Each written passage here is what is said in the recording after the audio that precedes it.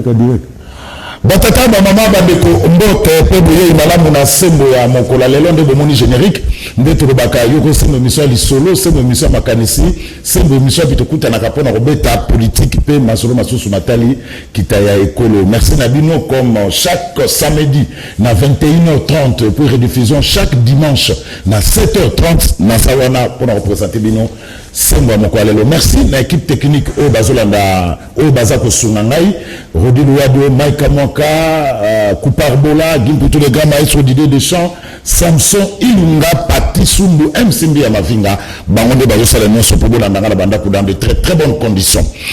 C'est le Mokolalelo, et ça bon, on a deux parties. Première partie, Bandeko Batali, Nagoyamba, Babilongo, Boyebi, Malama, Mokalamingi, Tebosomo, Nabamo, et puis deuxième partie, Nagoyamandeko, Cécile, Mzouzi Madimba, à sa bonne patriote congolais. Il est au solanaïe, l'actualité politique de l'heure. Alors, première partie, Nazara Yves Mbote Ndeko Zulu, na sepele to yamenga sur une émission le lot Sembo qui est très suivi et merci pour l'occasion peut se rabisser toujours tous les kaka tout lobela mai matali mboka encore merci pour l'invitation. Alors Edmond Izuba pour la première fois à remélanger français na lingala. Bonjour Mbote, bonsoir. Bonsoir Papa Zulu, merci mingi pour l'invitation. Ngaiza Mbaliboso. Mbaliboso na émission concept kitoko Sembo. Oyo ils ont obligé biso nyonso. Et surtout que nous sommes des journalistes, tout le barara Sembo. Voilà. Alors, deux journalistes de renom à Kinshasa.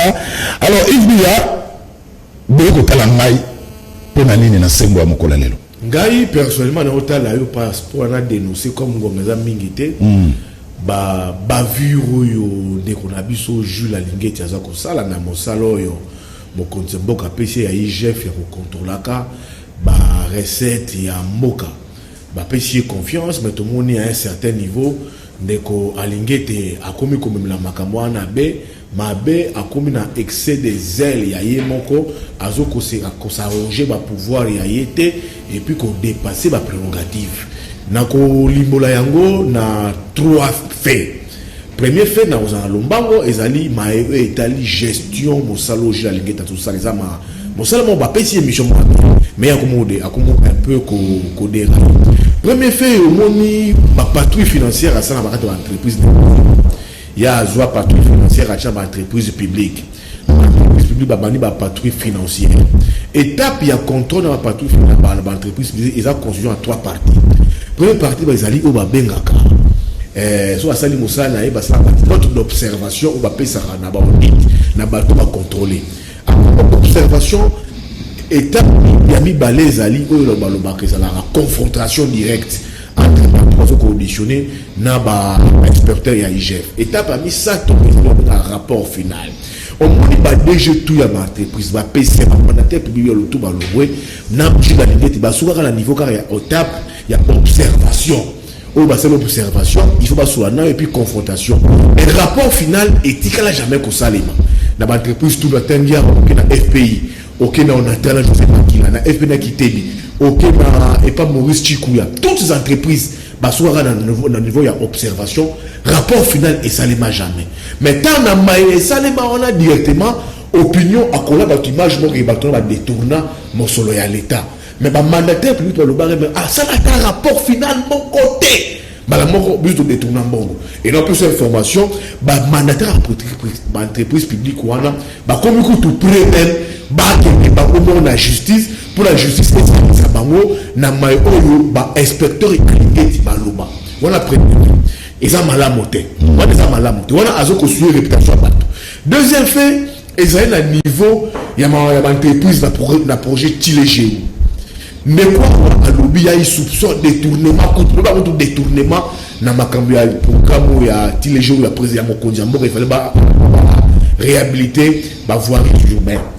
Mais vous avez soupçon de détournement, il y a 13 millions de dollars, 13 millions de dollars, et que ça, les autres, on a balabala, et ce qu'on réfléchit, exécution, tout décaissement, au moment qui va entreprise, on a OVD, na grec 7, ça les déclarations.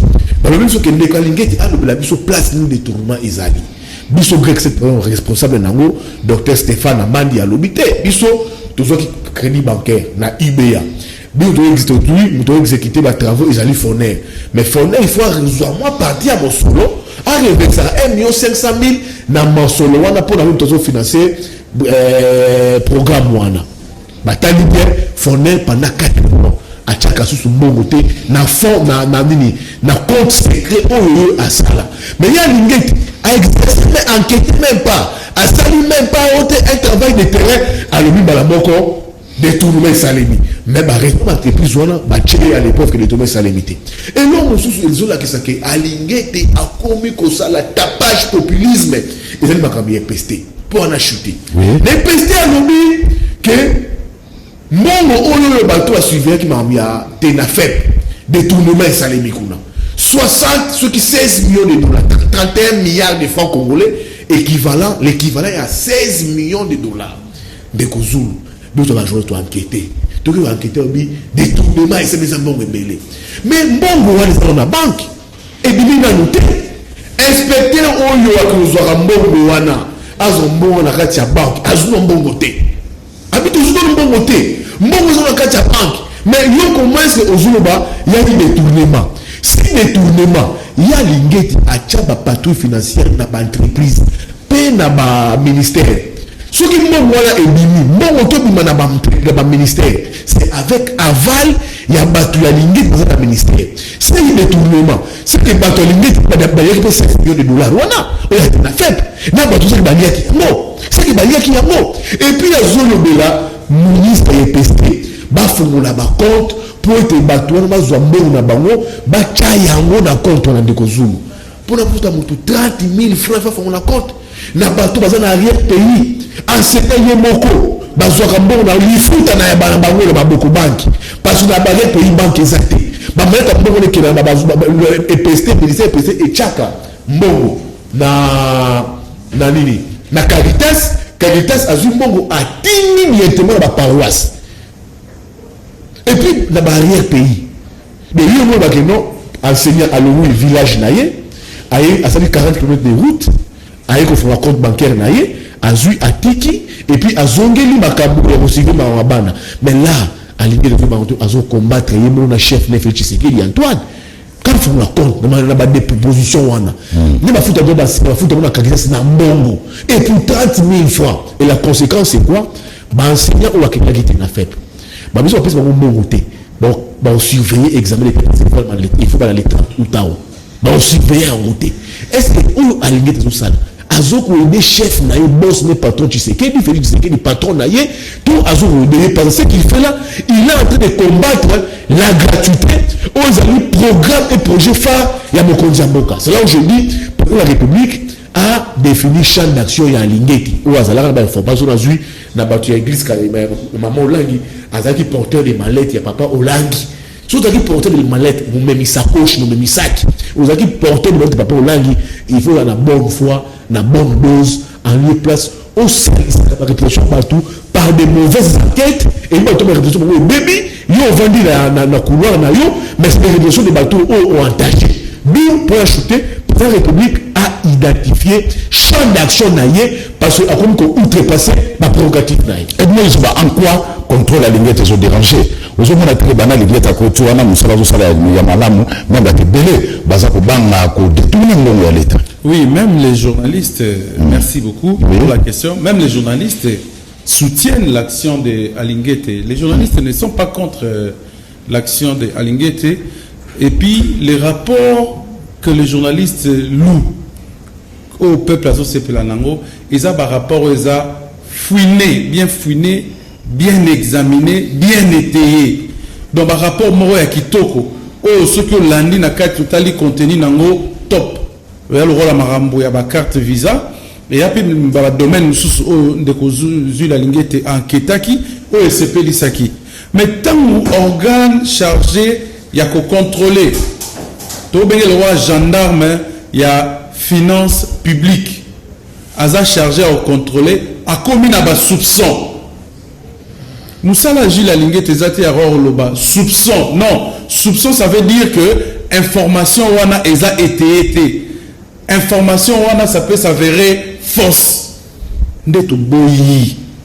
musala batio wana za ko soupçonner musala batio wana za aux 8 ans na yo nécessaire ya enquête pour rendre rapport moko ezali fiable parce qu'il s'agit question il y a ba notoriété il y a ba entreprise à Batou question il y a ko servir mboka question il y a ko pesa congolais peuple congolais o ataki on esika wana makambo oyo elongo bani tozui enquête liboso o ezali ko débuter pratiquement musala kitoko ba fleur nyonso o baboraki likolo ande ko na biso zula ngete ezali makambo ya CREC 7 omoni makambo ya CREC 7 nazolo belango pourquoi moi-même j'ai participé au montage de ces dossiers là projet il y a Tilegelou moi je peux même prétendre dire que je connais ça par cœur. C'est après chaque semaine, après ba mois, nous avons fait une enquête, il y a une route nyonso wana. Ndeko Zula Lingete a sali rapport, na ba soupçon na il y a détournement, il y a 13 millions de dollars américains. Papa nangai. Ba travaux wana depuis banda tisikoyo. Ata 10 millions ya pamba ba komisa na nute. Ata 7 millions ya pamba ekoma na nute. Et puis entreprise où ils ont exécuté ba travaux na terrain, ils allaient entreprise chinoise CREC 7. Ba préfinancer ba travaux. Ezata mosolo l'état té. Interface, il y a entreprise chinoise ezali Foner. Foner ba yokanaki na contrat Abanda ko déposer 1,5 million de dollars na compte séquestre par mois. Mais le temps bakei même ko vérifier na compte séquestre ngo ya Foner. Ata likuta l'état moko koti kunate 4 mois. 4 mois yango soki 5 mois tozokende. Ata likuta moni ndeko ça passe pourquoi? Moi j'étais à Mbujima, j'étais à Kananga. Place projet on les a qui lancé. Il faut mon la souffrance, colère aux populations contre Tshisekedi. C'est la population qui a chassé le gouverneur qui était la Jounès Maweja. Pendant que nous étions là. Parce que il n'y a rien à Kasaï. Il n'y a rien à Mbujima. Il n'y a rien à Kananga. La ville se meurt à partir de 18h. Molini ville Mobimba. Comment ils na Kananga? Banzele ezate. Ba érosion. Ozu ba érosion. Na Mbujima, ils n'en parlons même pas. Aéroport menacé. Menacé, tant que vous avez les colons, vous avez atterrir, vous avez la tête d'érosion, vous avez atterrir. Si vous avez des travaux, jusque là, de Kozul, bazaka na niveau, il y a stabilisation de la terre. Les babins ont des travaux d'entretien routier. Ça veut dire quoi? Il y a des routes qui existaient à l'époque en Mbujima, voire même ici à Kinshasa. Mais les routes sont macadam. Avant de construire, avant de commencer, les Chinois n'ont pas préféré de commencer directement par la route. Ils ont commencé par construire les caniveaux. Et ils sont encore à cette étape-là. Sinon, et surtout qu'à l'intérieur, les travaux vont prendre 36 mois. 36 mois. Et puis, Yossiko est expert dans le domaine de la finance publique. Au long dans le domaine de la finance publique, on a un taux d'exécution à des travaux. Au combien d'ingénieurs? Ingénieurs, il y a l'État, dans Makambo, il y a les routes, OVD. OVD, la misala, nyoso, bandekouana, et chinois, sala. Et c'est tous les jours que l'OVD signe une fiche technique pour faire rapport à l'État congolais, au ministère des ITPR. Et heureusement, gloire à Dieu, le ministre lui-même a convoqué tous les partenaires, parce qu'il y a aussi le bureau de contrôle technique plan qui est là pour vérifier l'exécution des travaux. Aucun rapport n'est sorti de là. Maintenant, bon, on a supputation 13 millions européens. En fait, si je comprends bien de Kozou la Lingete, 13 millions on a un montant annuel au Foner, il faut payer ça, na UBA. Entreprise au endémique au paye ça, CREC 7 mbongo. Si il y a 13 millions, 3 mois, 4 mois de travaux, et ça la mina monté, si moi c'est un liquide dans l'État congolais. Na banque na yé place dans la ligne na yé moko a dépassé 13 millions en côté. Si comme makambo ya boy et outi wapi, na yé tia na mutu ya ndeko Zula Lingete. Na aussi ça. Oui, c'est ça par là. Oui. Batebele par exemple à Kini, bah ou minimiser l'impact du projet chez les gelous. Parce que en principe, bah éviter. 2 routes na projet chez les gelous déjà livrées. Ce qu'on a un diplomate au niveau Bimaver Boulevard. Cette route-là, c'est dans le cadre du projet chez les gelous. Et si les secondes, les macadam bâti déjà. Au Lekiwana. Ok, il y a Mino Congo. Koka kaka na GB. Nzela wana kutizaki ya okanga. Ba oto la okala mingi te. Soko kei mo espace banda permettre bandeko mituke be ba bongisi yango et tout ça. C'est les gelous. Pour na cas il y a terre jaune. Pour la terre jaune, quand les Chinois ont pris cette route, ils ont commencé directement à construire les caniveaux et à faire des travaux, il y a un entretien. Mais comme il y a Katika Tanzela, on a retrouvé bureau à la police et Telemawana, est-ce que Chinois, il appartenait aux Chinois de casser ces maisons-là? Non. Les Chinois ont fait rapport. OVD à transmettre le rapport et pas l'État. L'État ne m'a pas ici parce que si Kora a sauté le terrain. Au mona baja bazali tokei na route makanza bande ko na biso bazala bandal ba o mona nde misale usama ba ko ya ko témoigner makanza na ngiri mati le 24 na kimbondo sala ya mosiko eko ma route ba bandino na baka niveau. Alors 3 mois ya pamba pour na Kinshasa musale osala soki je crois 28 mois na Kinshasa 28 mois à l'intérieur 36 mois. Donc misale bandika na bandeli boye bo bandika ba soupçon non. C'est une enquête minutieuse. Vient présenter ça comme vous avez l'habitude de faire au Robima, un homme sérieux. Merci. L'État a combattu à Tolo, n'a pas faire souffrir le peuple naïe. Bah surveillant wana, oh bandimi conseil l'État a offert. Bah ça lui contrôle avec examen ou avec tena fait. Test national de fin d'études primaires. Bah ça lui a mot. Bah nous na bengi na zone insécurité. Bandimi kotika bana ba pour ba sécuriser. Bah nous ba zone na zone ba volcan kuna sika ba école ezaki décimé. Ils ont fait les contrôles sans solo pendant 2 jours.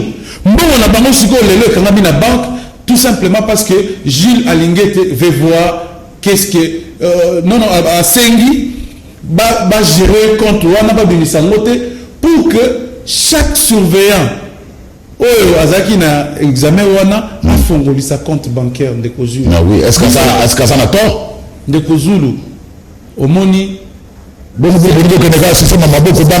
est en train de faire là, on appelle ça du cosmétique.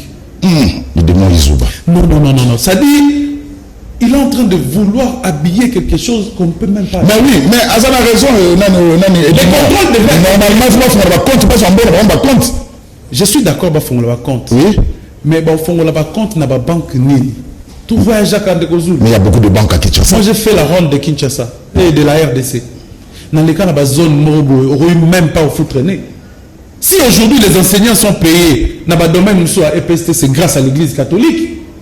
C'est grâce à la organisation de la communauté de bonne foi. Mais à ce moment-là, il y a combien à banque Boma parce que les bon à l'État, ils ont compté dans le secteur. On dit combien à l'État. Mais je n'ai pas de détourner. Non, au contraire, non, Atika pour masquer vérité. La vérité est qu'à l'intérieur du pays, en dehors de grandes villes, dans la barrière pays, on a la banque qui a raté.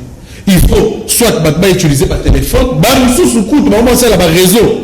Il y a mobile. C'est là.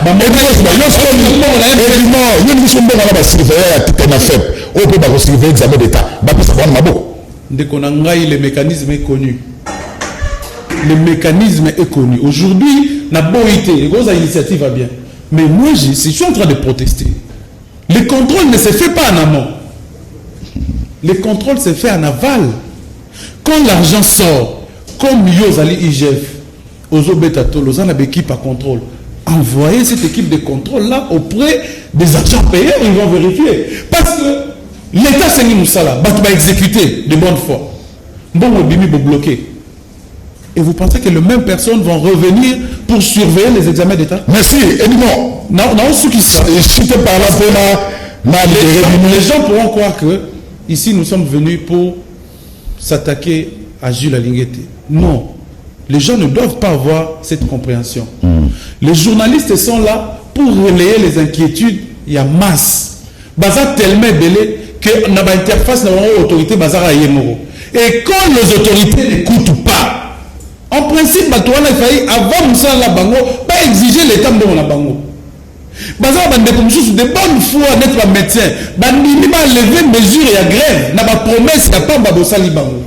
Ba fonctionnaire de l'état, bazar ba domaine bandini ba lever mesure de coquillage qui est pas premier ministre, l'intersyndical. Ba une grève moro de manière générale et l'ingé ça la mal à l'entreprise publique nyonso. Bandini de bonne foi sur base ya promesse. Si qu'on autant de mon selon bimi beaucoup plus qu'on a ça vraiment pas caprice non boé. Merci. L'état morota robeta tolo pour la moni même communiqué il y a ndeko Georges Kapiamba Sali pour la robeta tolo 300 000 personnes dans de la mort là bango à travers la République. Bino robeta tolo na Kinshasa te bloquer bon voilà te bloquer bon voilà. Et puis ça va tout plaisir. Merci Edimo. Alors, avant de libérer Edimo, on a un peu ça une minute, c'est un message à Souka. Oui, Yves Bouya, message à Souka, ça va bien bref, hein? Le bien, tu sais que Ndeko Alingete, c'est une information dans le ministère de la Finance. Il perçoit 49 millions de francs congolais comme frais de recherche. 49 fonds de recherche, les mois. Je crois que c'est tracé. C'est 49 millions comme fonds de recherche. Ah, c'est la banquette des biens. Au lieu de rien payer à Wande Kunangai. Mbongo, ils ont lobby, il y a des enseignants, ceux qui n'ont pas grande file, et comme Maka, ils ont pas grande banque, ils ont déjà installé. Mais dans l'arrière-pays, on prend une partie et les Caritas. La Caritas est qui n'a pas ville, pas territoire. Sur le village, dans un bon ondé. Et c'est quoi? C'est 30 000 francs. Motiver Batou. Tu sais que l'État, il faut pour la Sylvain, il y a l'examen d'État l'année passée. L'État, l'État doit. La Sylvain, il y a l'année passée. Et puis les 31 milliards, tu dois se renseigner. Et ils sont l'année passée, c'est le même montant dépassé. Ceux qui vont aligner, il va le détournement, ceux qui vont le de 31 milliards à 40 milliards, tout 50 milliards. Mais les 31 milliards, c'est comme d'habitude. Ce n'est pas les ministres qui ont élaboré, exemple IPP. Inspecteur provincial des provinces. Élaboré sur base, il y a 58 provinces éducationnelles aux Anayango. Ça va état de l'eau, état de budget, nous voilà, c'est ça. C'est pas les ministres qui ont monté pour le bas. Oh, appelle ça quoi? C'est pas les ministres. Il y a exécuté. Oui, bien sûr, sous l'œil vigilant, il y a Batou, il y a Lingete. Quand tu parles de moi je pense que c'est quand même grave. Il faut amener la banquette, dans mon solo, l'été, pesa cahier, pour amener la banquette. Alors, tu as raté erreur. Nathalie, il y a un robot communicant, Georges Kapiamba. Alors, 16 millions pour 30 000 surveillants. Ce n'est pas 30 000 surveillants, mais en Congo, nous avons 7 000 sites. On va examiner les tests alimentaires. C'est tracé. Il n'y a pas de statistique. Donc, on n'a même pas d'information, on n'a même pas pu enquêter Kapiamba. Je vois, j'ai un robot communicant, il n'a pas enquêté, on a structuré à cage. Toute l'étendue du compte, on a 7000 sites. On a examen d'état, tout comme tu as fait, 7000 sites. Sur le site moral, la moyenne, c'est 39 ou 40 surveillants. On va surveiller un site. Ce qu'on a 7000 sites, au milieu, je ne sais pas 39 ou 34, il y a un nombre, il y a 300 000 enseignants surveillants ou surveillants. Sur le monde, il y a 300 000 enseignants. 30 000 francs, frais de motivation dans Bango. Vous avez dit qu'on a Bango il y a l'année passée. On ne peut pas bloquer les sous. Alors, vous voulez quoi? Aligner, tu veux quoi? Azo Kosunga, président de la République, toi, Azo combattre président de la République. C'est là que je dis président de la République, a Bende Matoyi, a défini champ d'action. Merci. Une minute. Conclusion. On a libéré de nous. Merci Ndeko Zulu. En tout cas, na sepeli mingi pour na dengo pesibiso temps d'antenne na yo. On dit au Lexabiso.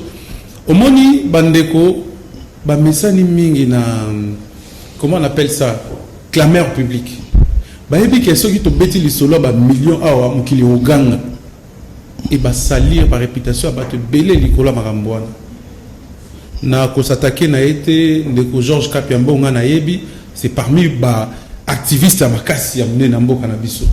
Mais une fois il a décrié que bakangi Willy Bakongo a 2 millions et tout ça. Et ça la même déclaration à parti politique, à la société civile, sans enquête. sans enquête. Et après, quand les dossiers arrivent ici, on voit un autre son de cloche. Et Zala qui même pas Willy Bakonga, c'était le fils de Willy Bakonga.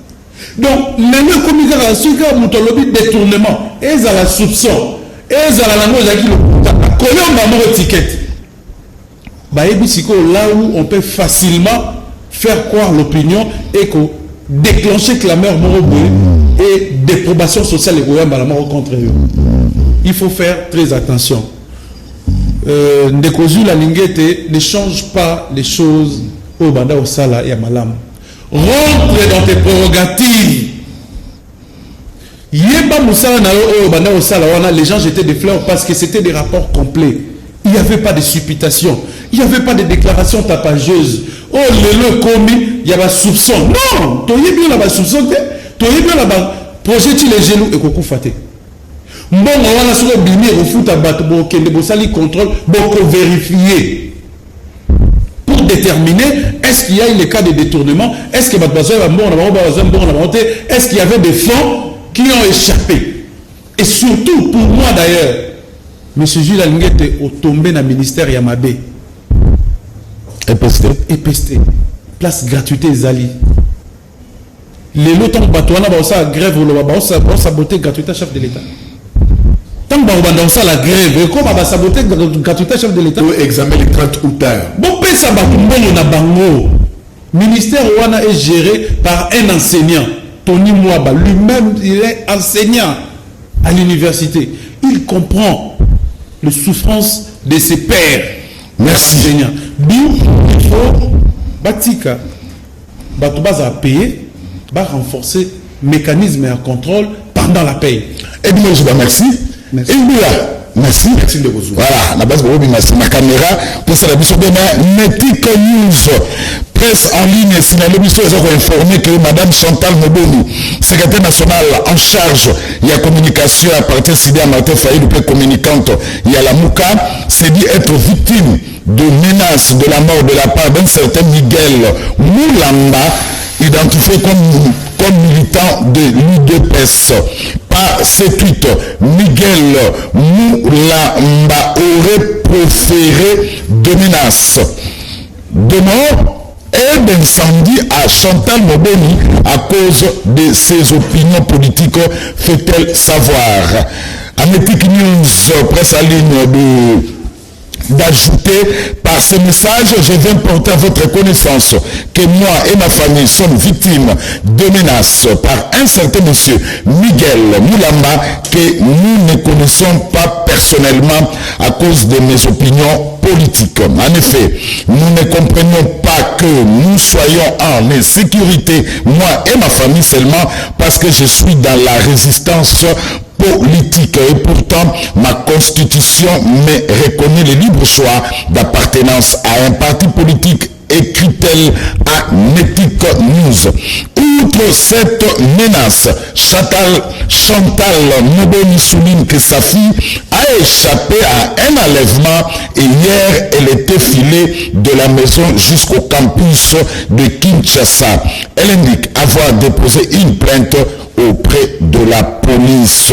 Awa, la ville-province de Kinshasa, informe Netic News, presse en ligne, Madame Chantal Moboni, Obolandana Sembo, Obolandana Canal Presse, asablement en insécurité, ni na famille nae, notre temps d'information et presse en ligne, Netic News, Oyo Ekomi. Alors, tous on a invité, Moussous à côté de Bissot Awa, Cécilia Ndizi Madimba, un jeune, un patriote congolais, Mbote, Cécilia. Mbote Ndeko Zulu. Ozaïlenge, patriote congolais pour nani. Ah, ils ont un bol. Normalement, tu as un légaté pour te le bela maramba politique nambo kana biso. Pour avoir âge. Tu l'embi, en fait.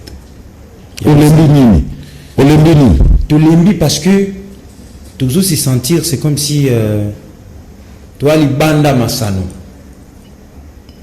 Tout ça, les bandes d'amassano. Donc, ça dit, ceux qui ont autant de politique, bien été, on m'a dans alors, le roi Batouana va se belé, habité, n'a préféré dans la moko ya balobeli, balembi. olembi obaye ba politique congolais mboko ezotambola bien te problème nini vraiment oyo etindi yo oya kotala biso lelo oyo ezolobisa oke olembi na yo na baye naloba na baye esaleli politique na Congo nalembi bapolitiki te esaleli politique eza bien te ndenge bazokumbela ngo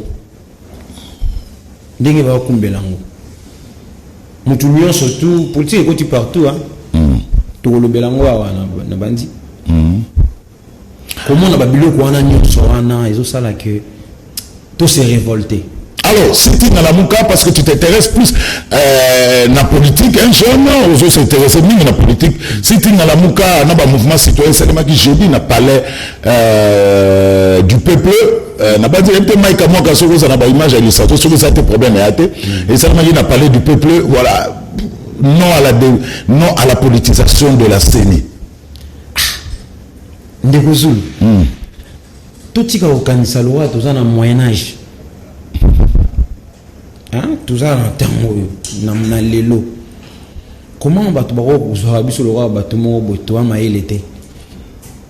Des politisations enseignées comme ONG. ONG, Babi des politisations enseignées. Baligné comme ONG simple, comme ça. On a un bon, on a un bino. On a financé CENI. Parce que quand on parle de la dépolitisation CENI, tout est dans la logique. Non, financier. N'est-ce pas, les politiciens? Pour photo qu'on tape dans le contenu, on ne peut pas nous vendre un message comme ça, dépolitisation, j'aime le chouba sangani, on a parlé du peuple, ils font du bruit, et puis on a souvent même besoin de dialogue. C'est le dialogue qui est cherché. Voilà, tu as vu des temps blancs, on a beaucoup de choses. Des blogs de l'embissi biso. Beaucoup de temps blancs, tu as vu des temps blancs solo. Mais ce qui me comme ça, c'est nécessaire. Les solos sont nécessaires, mais combien de masolo te bêtis? Et combien de publics à masolo?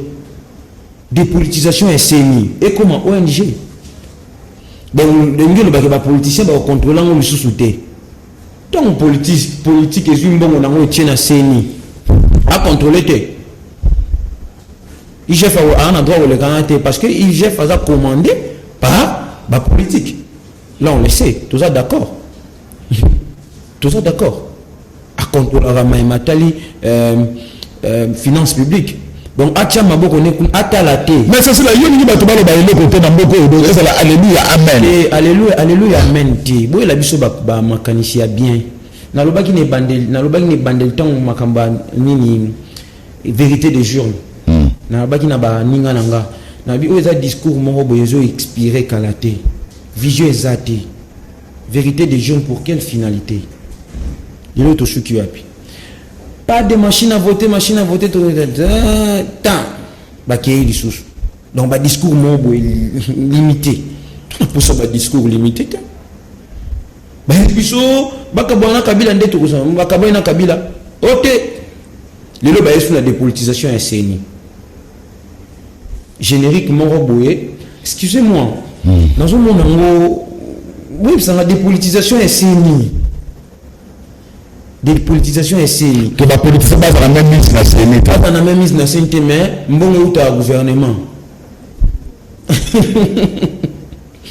Bon ou ta gouvernement. Gouvernement ils sont contrôlés par les politiciens.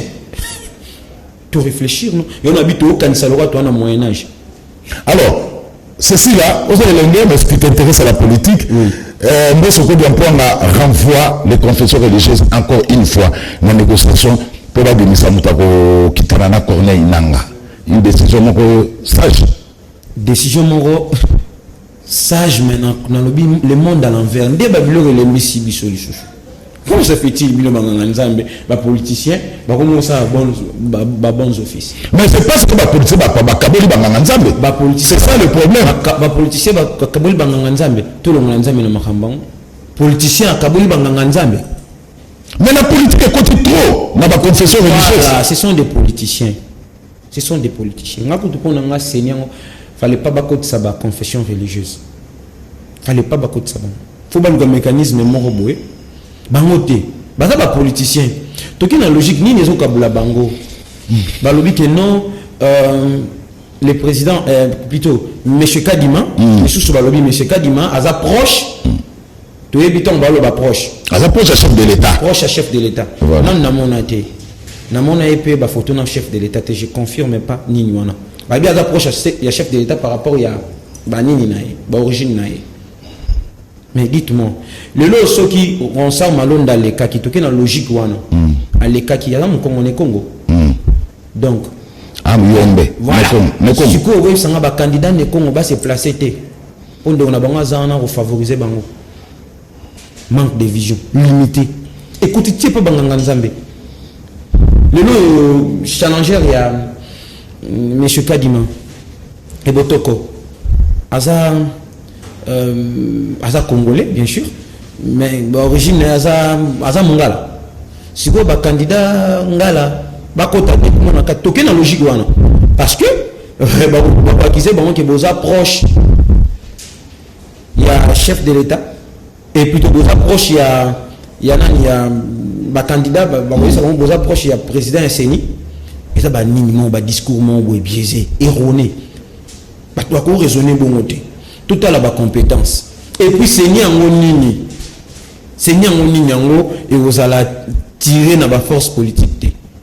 Mais tout à la grandeur d'esprit à mutu wana za asala nini na makambo ngi matali élection na ke na bino na nini exemple moko monsieur Kadima na moni ba photo na ena Cyril Ramaphosa ya Afrique du Sud.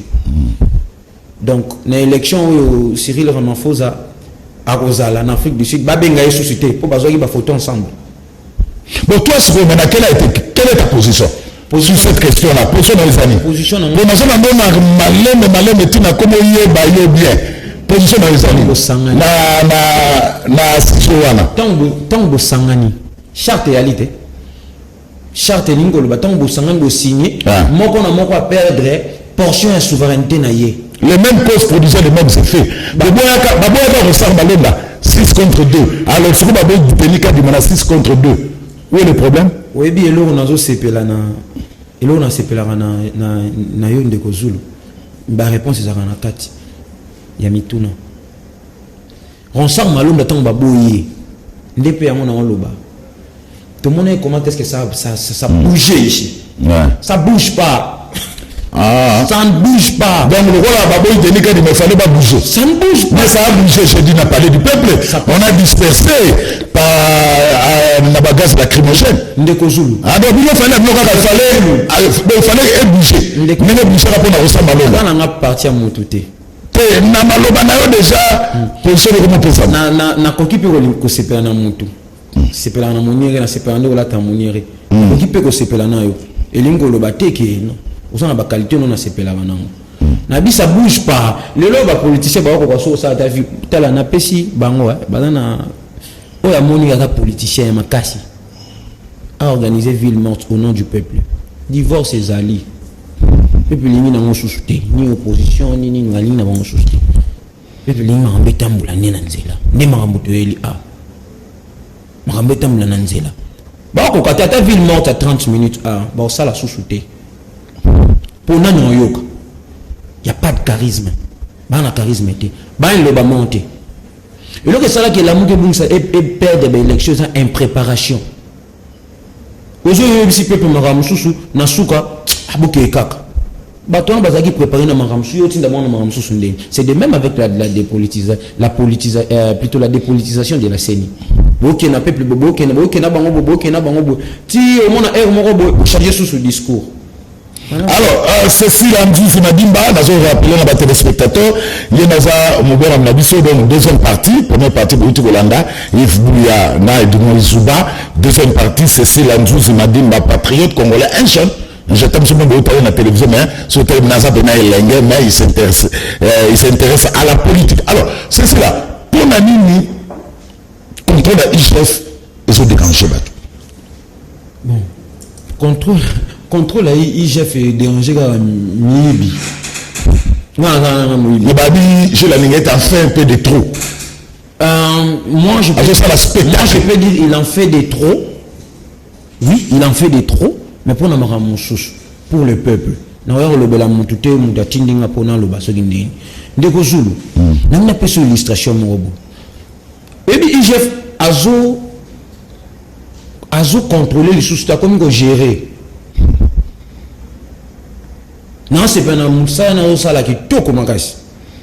Mais comme il va comme il bangana musolo l'État. Voilà vraiment c'est un coup de chapeau, ça fait partie du bilan du chef de l'État. Ndeba bilo ko fo ba betela batolo. Batwa comme banga mbongo ya l'État. Mais il boye bisangai. SNEL ndenga zawana, FPI, Régie des eaux. Bata pena ba fournisseur te. Yo sikoyo, on a un contrôle. Batouana basani misana bango ba préfinancer na tchaka peinture na ina tcheli bino peinture na FPI na bongisi bino ba biloko ndenge bosenga ngande to yoka na contrat na komina senga bino mbongo bozo sanga ke IGF azawana de mabe na zomo na IGF yango. Donc na ba plainte belé ya batu ya ba fournisseur bazolo ba l'IGF embête maintenant. Oui ozo kanga miyibi. Mais favoriser le peuple, parce que le peuple, on a battu le peuple, les peuple nini. Les gens qui se mettent à limiter là-bas, les gens qui vont faire des sit-ins là-bas ou comment. Le peuple, les abats, bisognos ça. Donc, ça là, peut travailler dans bango, en amont et en aval. Pas qu'il y ait un cas au bloqué. Des causes n'a pas cette illustration. Madame FPI, Madame FPI a maximisé ma biloko, il y a 300 millions. CNSS. Plutôt, CNSS. Ex-INSS. Eh ouais. 300 millions. 314 millions. 314 millions. La pièce à l'État. Combien elle doit aux fournisseurs? Vous voyez les problèmes? Ça, c'est un problème. Hein? Le lot, tout le monde niveau, on a un spectacle, Chico, comme un spectacle. 314 millions, l'État côté bon, l'État côté bon, mais les sociales, ils ont aussi battu. L'État côté bon, d'accord, 314 millions. Tu dois combien hein, aux fournisseurs? Peut-être à côté 314 millions, elle doit 300 millions aux fournisseurs.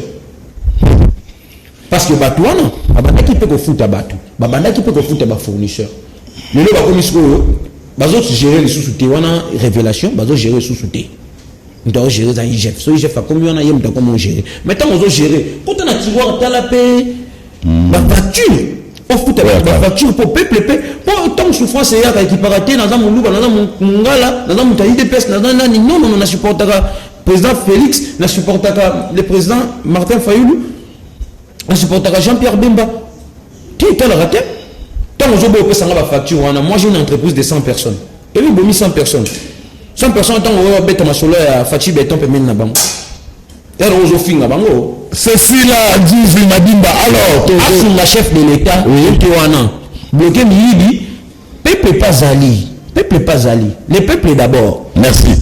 Alors, Kika Abin Karou Biakini, conseiller ancien chef de l'État Félix Joseph Kabila Kabangé. Oui. Tous les ministres ça ndenge ba congolais mingi ba kinwa ba lobaka alors on a été IGF na mazol besoin solo pour na que ça pour na carte bancaire na pesi les sous longonia IGF mais batuka bakika ya bin ba ko kimati sont des personnes très très très dangereuses bala binemi ya mboka donc ennemi ya mboka azara mingi libanda te surtout ceux gaza patriote azara libanda te c'est vraiment dangereux et puis baokimande c'est ba frontière européenne en humanité baokimande nini baokima IGF le libre 50 000 $ à la rapongi bo la la muki 50 000 $ et continue nini nae après si moi ne va faire le shopping après si va na dit allez-y chiller là-bas 50 000 $. Écoute la raie yaka donc aki pango ko tout pas dans ba bon so azoka ba to ba bon ba ko ki maté pourquoi baza l'ennemi à nation ndeko zulo yibike mboka na biso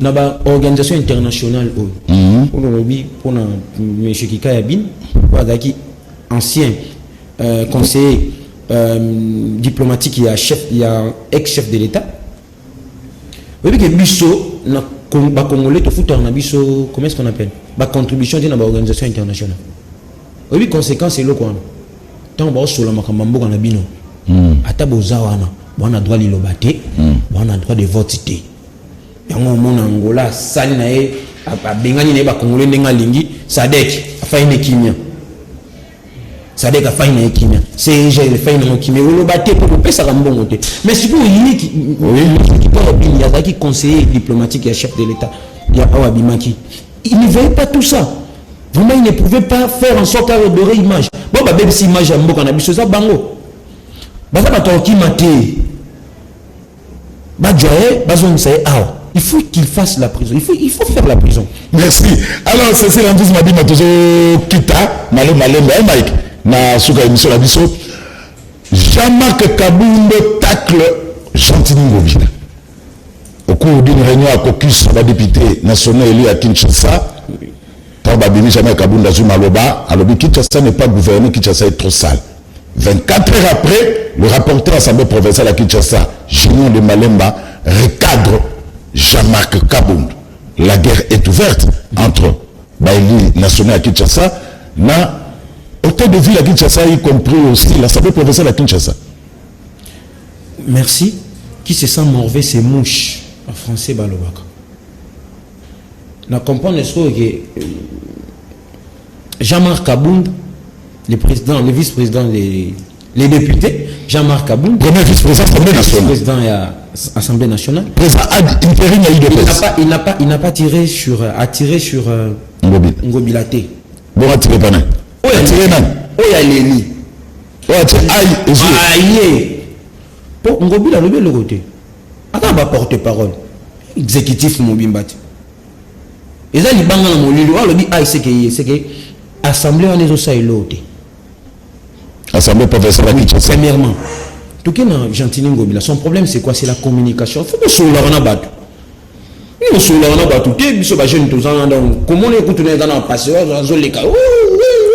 Au moins, il faut que ce soit là, il faut communiquer. L'ibal dans l'État est pour kala entre les peuples. L'ibal est pour kala. Si il faut qu'on ait sa confiance. Confiance, il faut qu'on ait son action concrète. Qu'on désinfecter commune à Kinshasa na commune à Lingwala. C'est vraiment grave. Il faut séduire d'abord le peuple. Mais bazo séduire, non, pour la Kimbopeto déjà en marche. Kimbopeto, il y a à boire et à manger dans ma biloko. Il faut séduire. Tant qu'on séduire le peuple bongo, après de quoi on va senga bango siko. Est-ce que c'est là Jean-Marc Kabunda lobi le kutato lobi ya solo. Jean-Marc Kabunda lobi alobi ni maramba solo mais ngana moni fallait pas bêta ngo bongo. Ba na union sacrée bango nyonso. C'est ça aussi notre problème. Tout l'inga ramamu tout ya on ba confession religieuse ba so ninga ramke ba bimi libanda. So bo yogante na katu bo bimi libanda. Pourquoi vous ne vous concertez pas? Il faut que ba makiel la bimi mara libanda. Pourquoi kaka il faut que libanda? Lelo yo so ba changer Gentini Ngobila. Ba longola ye ba tia mutu mususu. Mais ça to comme na situation à 100 euros. Je vous le dis. Tara ki tcha to comme na niveau 100 euros. To comme na niveau ya kasa yo ya Maweja. Tu m'as déjà fait le mois déjà. Alors moi déjà ce qu'on a remplacé. Non, bah c'est l'élection. Voilà. C'est ça le problème. Deuxième problème, c'est que Oya wana ko luka biloko nyonso Ngobila asala à suspendre en haut. Abandela zéro. Abandela zéro. Bato makala o na avenir ni elenge sa bazo bongisa wana. Otie bango stop. Nana mona prince T. Merci vraiment na gouverneur. Bato belé nana ba mona prince T na vie na ba. Mona te côté kuna mona. Na makala. Na mona te. Amoni prince Leki. Mutabonga rolobang akopesa Ngobila merci te. Donc Ngobila ça va, maintenant ba problème ya communication. Tu siko ba wewa. Ba les sorcer bango te. Ba plaque, ils ont un moyen belé à première richesse il y a mboka. Ils ont la population mango. On ne sait pas combien de wewa qui on ne sait pas. C'est ça aussi le problème. On ne sait pas. Il faut comptabiliser bango $20 par nini par plaque. Vous les en a combien? Parce que quand on a ordre barotique à ça la bêtise. Comment contrôler? Donc le fait que vous contrôlez c'est ce qui fait que le fait que vous contrôlez la population, c'est ce qui crée ces désordres là. Voilà, c'est là nous Madimba tout ici. Maintenant parce que moi quelques minutes pour un message n'andingo tala biso na ono soto lobby. Bon, conclusion nanga eza kaka ke total liboso. bao ya dialogue o bazo luka dialogue soit bao bazo luka o ya telema poto fanda batika ba jewana sikote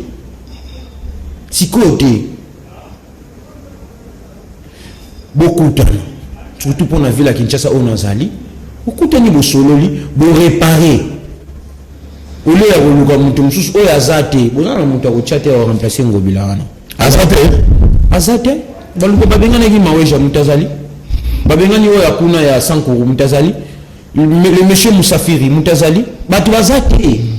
Alors on travaille, on fait avec ce qu'on a, mais cette fois-ci tout ça ici mayene total la direction moko makele les belé boyinambo makele les belé chaque jour bosona ça c'est pas propre. Et puis que soit encore un battu besoin la même famille politique. Allez, optimiste pour la Congo, pour les redécollages de la République démocratique du Congo, vous êtes optimiste ou pessimiste? Congo? Oui. Ils ont côté élément. Mais sauf quoi, baza Pénéa, chef de l'État, Pénéa Mokondi. Baébake, Bangonde Bakosunga, chef de l'État, a relevé des défis. Neti, mais c'est Jules Alingeti. Tala ba facture ya ba fournisseur, c'est très important. Pour le ba fournisseur, on a va attaquer ba société en justice. Mboka le ceux qui sont na même problème. Il y a non état. Voilà. Cécile Ndouzi Madimba, merci. Merci de Kozou. Madame si d'ici de la émission c'est moto ya canal qui les a refait maman. Chaque fois vous en avez besoin, vous pouvez place au ta porte. Merci. Merci Nabilo Badoro Batali Ndé besoin qui vous savez que de là Olanda Bisso na Mokola Lelo vous a vraiment éparpillé à travers le monde grâce il y a YouTube, il y a canal qui télévision, il y a 5 000 s'abonner na YouTube, il y a canal qui télévision, bah émission qui toque à temps réel, ils ont le belabino actualité de l'heure en République démocratique du Congo.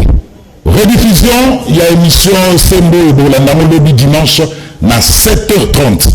Numéro Moussou Tokuta Nabino, na poste Zalikoya, Boutika la Malam.